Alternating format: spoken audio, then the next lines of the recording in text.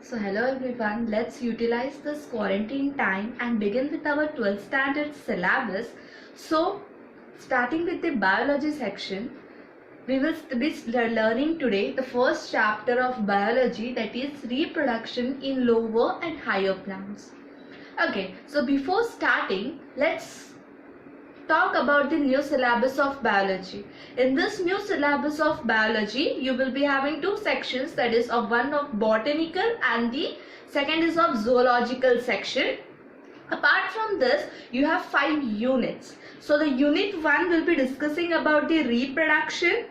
Second unit will be discussing about genetic and evolution. Third will be discussing about physiology, and fourth will be discussing about applied biology, and the fifth unit, the last unit, will be discussing about ecology and environment. Clear? So we will be starting with the unit 1, that is the reproduction unit. So what is our first chapter? Reproduction in lower and higher plants. So the question first which arises in our mind, that is what is meant by reproduction. So what is reproduction? The formation of a new life from the pre-existing life is called as the reproduction. Means a pre-existing life which is capable of giving the birth or giving a life to the new one, that process or that capacity is being called as the reproduction. So when we are talking about reproduction, there are two modes of reproduction. One is asexual and the second one is sexual. Asexual is also been called as apomixis and sexual is also called as amphimixis. Let's discuss about this. Apo means without, means staying away. There is involvement of only one gamete in this asexual. Asexual reproduction means in which only one parent cell is being involved. There is no fusion, there is no zygote formation, nothing. Only one parent is being involved in this. So apo means without and mixus means without mixing. Clear? Amphi means both. Mixes means mixing. Means in sexual reproduction, both the sex gamete get involved in that. Clear? So therefore in asexual reproduction we get very less variation, and in sexual reproduction we get a large variation. Okay, so that is the significance which is given over here is asexual reproduction does not involve any fusion and any gametes. Okay, that is, there is involvement only of single cells, so there is no involvement of any gametes or any fusion.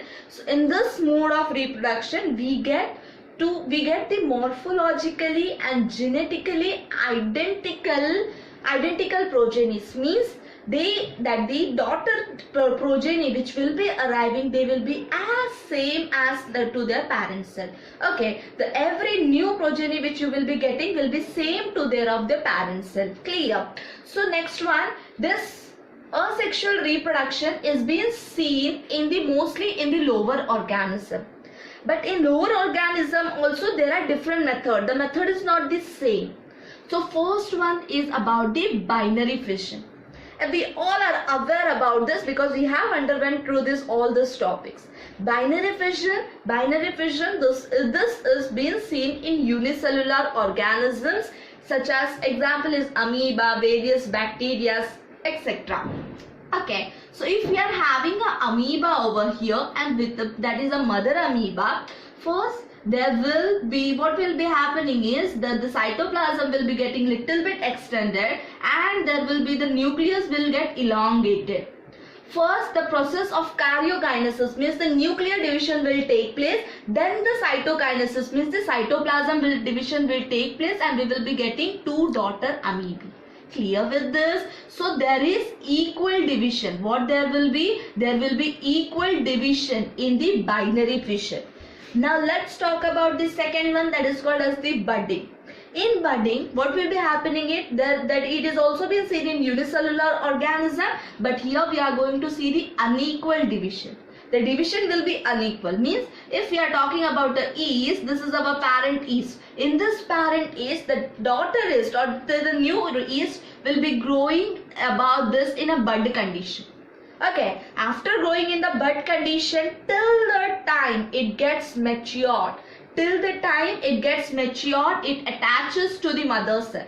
But till the time means at the time it get matured, it get detaches and forms a separate yeast. Clear with this? Okay. Next one we will see about the fragmentation. Fragmentation, fragment means we all know about, that is a filamentous structure. The example it is being given as this Spirogyra. So this both were seen in unicellular. Okay, this was seen in unicellular, but this will be seen in multicellular. This method is being seen in multicellular and the example is being given as this Spirogyra. Okay, so Spirogyra, if we are seeing about this structure, this what happens if the fragmentation is taking place, the organisms get cuts down accidentally or due to some reason, and when they get cut down, each and every fragment is capable of giving rise to the new individuals. Clear with this? Okay.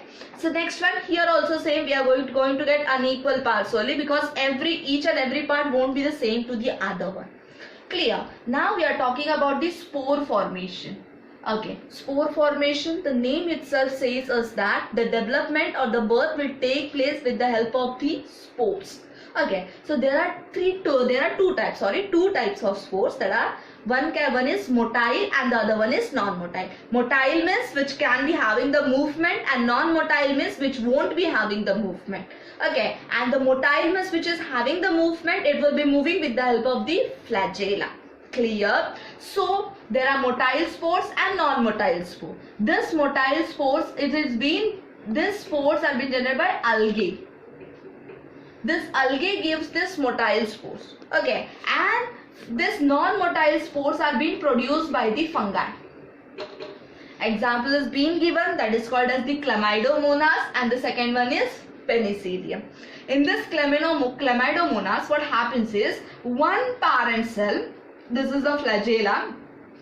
What happens is that it allows the growth of other daughter individuals, daughter Chlamydomonas to grow inside it, and once they get matured, the flagella bursts out, gets separated, and all the daughter cells are capable of coming out of that. Clear? Next one, talking about this non-motile sort, Penicillium, what we'll be having is, that is, they will be growing in the form of spores. And then when they get mature, they will be released out. Clear? Okay. So next one we will be going towards the gemule formation, the last one. Okay, gemule formation means what will be happening is we will seeing a body with a muscle. Okay, this is a asexual reproduction in which there is a development of a mass of cell, and it takes place during the unfavorable condition, and it is mostly observed in the freshwater sponges which are very deep inside the seawater. Clear? But how does it take place? I think in the Kingdom Plantae in the 11th standard you all have studied about it. So let's see. You would have seen a structure that is at the side wall. You will be seeing these structures. Okay, every daughter sponges get accumulated here over here, and during the time of favorable condition, this part is being released out, and everyone detaches from this side wall and they all come out. Okay, same as like how that of the bud, they settled at the edges, and at the last this mass of the cell is being released out. So this was about the gemule formation. We have seen about the 5 methods that are amoeba, that is binary fission, budding, fragmentation, spore formation, and the gemule formation. Okay, at the next one we will be seeing about the vegetative propagation. Okay, so we have at the last we have seen about the asexual method in the lower organisms. Okay, unicellular organisms mostly, and there are 5 methods of their generation we have seen about it. Now we will be discussing about the asexual reproduction in angiosperm by the vegetative propagation. Okay, the name itself says you that from vegetative propagation means a new plant will be arising from the vegetative part. What is meant by vegetative part now? Vegetative part means root, stem, leaf, and the bud. Okay, what are they? Root, stem, leaf, or a bud. Okay, so next one, what will be the definition of it? The growth of a new plant from its vegetative parts such as root, stem, leaf or a bud is called a vegetative propagation. Clear with that? So this vegetative propagation, it's not so new. There are two things we are going to discuss in the vegetative propagation, that is a natural method and the artificial method. Natural method means which is occurring naturally, and artificial method means the one which is the man has created to get the profits or to get a variety in that. Clear? So in this natural method, three things we have to discuss, that is tuberous root, stem tuber, runner. Okay, so this is tuberous roots means the swollen roots which we eat in our daily life, like for example radish, carrot. Okay, so this all things occur beneath the ground surface, beneath the soil, and this all are the example of the tuberous root. Clear? Means they get attached to each other or they grow by the vegetative propagation. Next one is stem tuber. The best example is potato. When you cut the bud position from, that is your, when you observe the potato, you see some bud eyes, what you say, and there is a arisement of bud from that, and when you cut that bud and put it into the soil, you get a new plant. That process is being called as the stem tuber. Next is runner. Runner means the grass. The best example is the grass. What happens over there is you are not putting some seed or you are not putting something over there to get a new plant. So in runner what happens, one grass attaches to the other and the chain continues and we get the large playground, etc.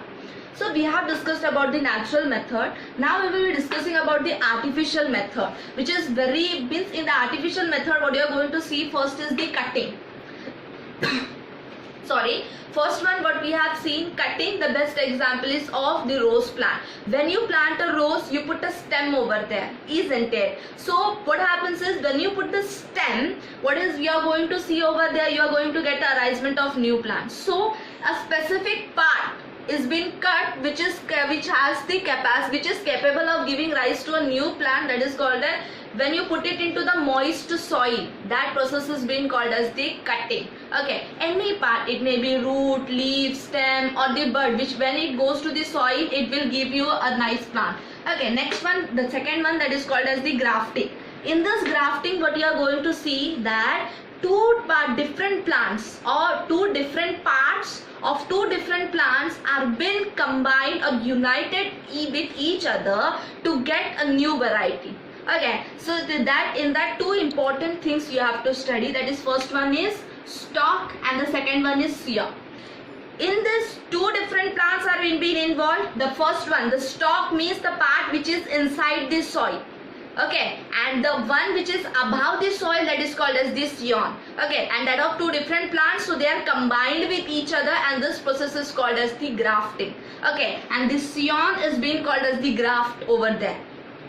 Tissue culture, in this tissue culture, that is in which a cell or a tissue is being cultivated from is being taken from one plant and it is being cultivated in such a way that we are able to get number of plants at a single time. Okay, there is no requirement of leaves, stem, roots, anything. Only just a cell of that plant is capable of giving rise to the new plant. So here today we have completed with the asexual reproduction in the plant, and the next lecture we will be discussing about the sexual reproduction in the plants in very detail.